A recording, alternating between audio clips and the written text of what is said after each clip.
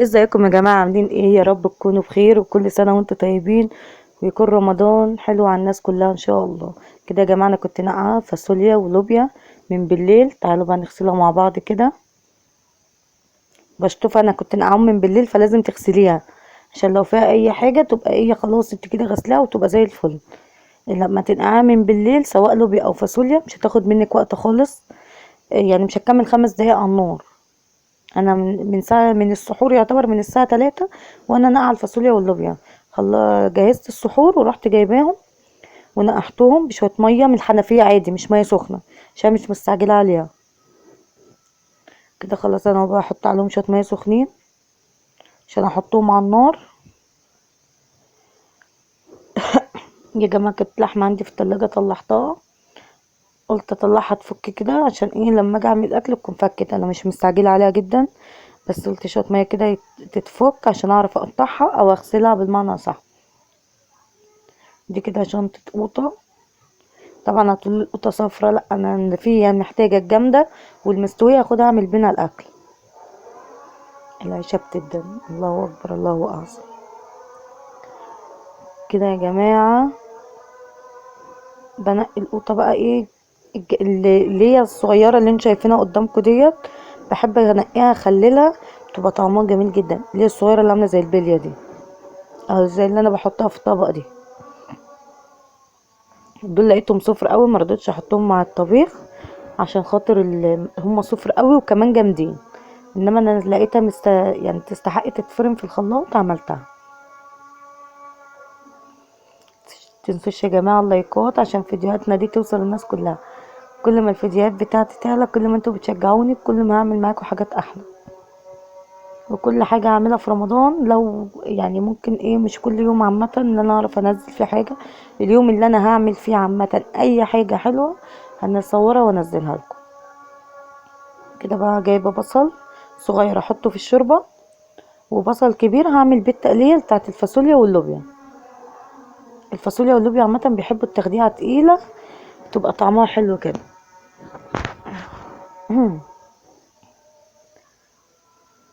البصل ده كان حراق قوي.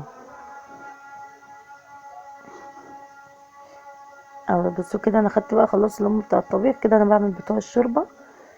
كده انا خلاص خلصتهم اهو. نشطف بقى الحوض شطفه حلوه كده.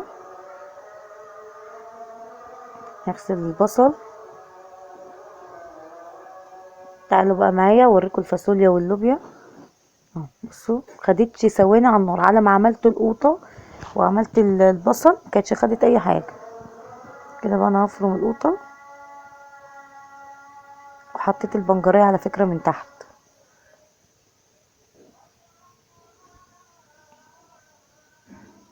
احط بقى كده، لقيت القوطة قليلة في الخلاط قلت اما ازود شوية. شوفوا بقى شكل الصلصة لما حطيت البنجرية بتديها لون تاني، تحس ان هي عاملة زي الفراولة. والله العظيم كانت شكلها جميل جدا. فعلا البنجر احلى من البابريكا والكلام ده كله، على الاقل حاجة صحية وانت حطاها فريش كمان مش لون. كده انا جهزت البصل. كنت بجيب فلفل طلعش حراق، انا كنت خايفه منه، بحط الفلفل على القد كنت بحسبه حراق يدي طعم كده، لا ما طلعش حراق. قلت احط نص في الصلصه ونص مع البصله وهي بتتفرم.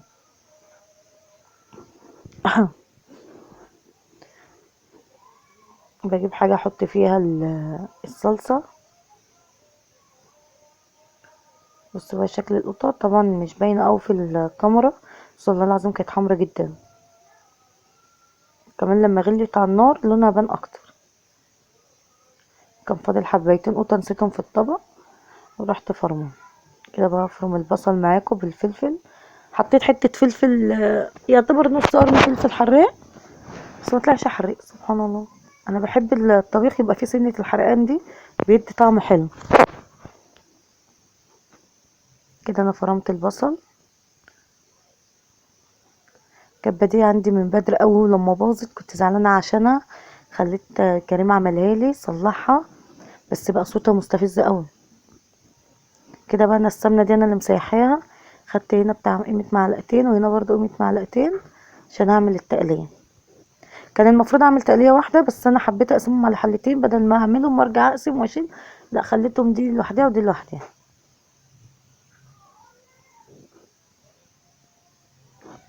كده يفضلوا بقى يتشوحوا لحد ما يتبالوا خالص. ده وانزل بيهم بقى بالصلصه بتاعتنا، بس اما يتبالوا بقى.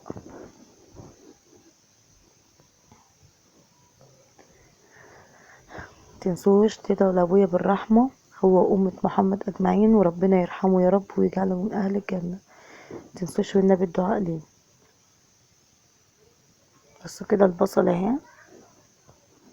بقت دي خلاص داخلة على تحمير، فقلت الحقها، مش بحبهاش ان هي تحمر قوي. هي دبلت معايا البصلة، رحت نازلة هنا. بصوا بقى شكل القطعة عاملة ازاي. وما تخليش الصلصة بتاعت الطبيخ خفيفة، ما بتبقاش حلوة لما بتبقى خفيفة. اهي بصوا بقت تغلي ازاي. كل ما تغلي كل ما حمرانها يبقى احلى.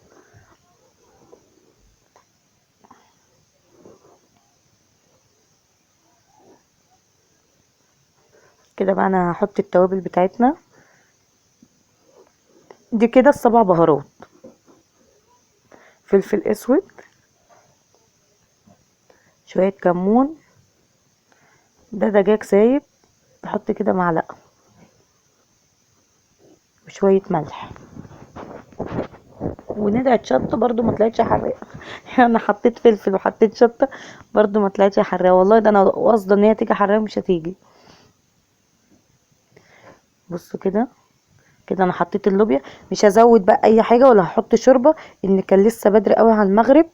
فقلت انا هركنها شوية. يعني انا حطيت الحاجة لفت بالتقلية بتاعي بالصلصة بتاعتنا، وما زودتهاش ولا شوربه ولا اي حاجه. كده انا حطيت نفس المقادير اللي انا حطيتها: فلفل اسود وكمون والسبع بهارات ومعلقه دجاج وشويه شطه، مش معلقه ملح، مش معلقه شويه صغيرين. هنزل برضه عليها بالفاصوليا اهي، مش هزودهم ولا اي حاجه. كده بقى نحط الميه اهي للحمه. حط لها سبع بهارات برضه. ليه خلطه؟ لا، سبع بهارات خلطه اللحمه. حطيتها تتسلق، وبعد ما تتسلق انا هعمل لها بصله عشان تبقى لحمه كمونيه. كده حطيت معلقه سمنه واحده بلدي اهي، هنزل عليها بالبصله.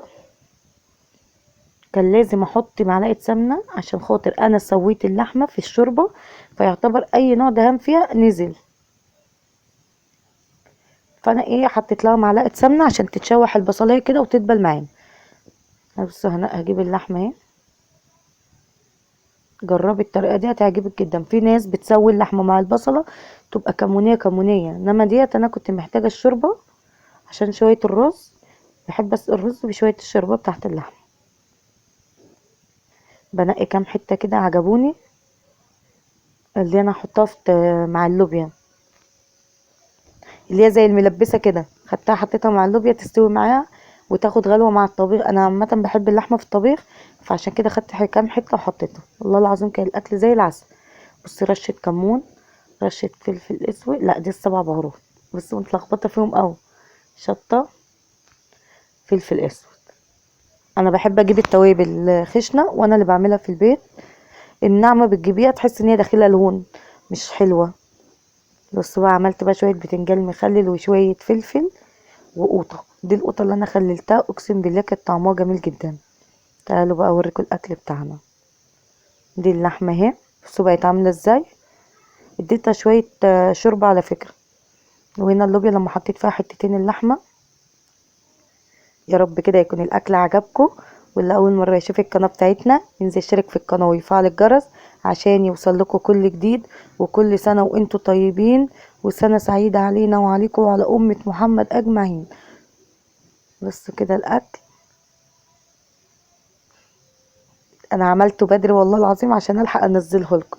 متنسوش بقى اللايكات كتير كتير كتير. وكل سنه وانتم طيبين ومع الف الف سلامه.